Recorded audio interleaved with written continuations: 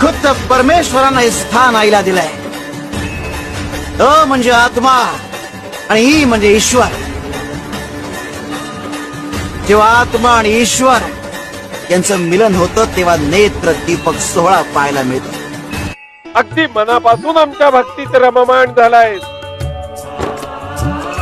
अरे प्रत्येक मनुष्याला आपल्या वाट्याला आलेले भोग हे भोगावेच लागतात.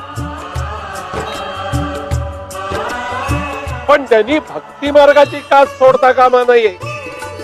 भक्ती मार्गाची कास धरल्यामुळे वाट्याला आलेले भोग भोगणं हे सुकर. अरे आपल्यावर संकट आली की मग भक्ती मार्गाची कास धरणं हे योग्य नव्हे. कोणत्याही परिस्थितीत माणसांनी भक्ती मार्ग सोडता कामा नये.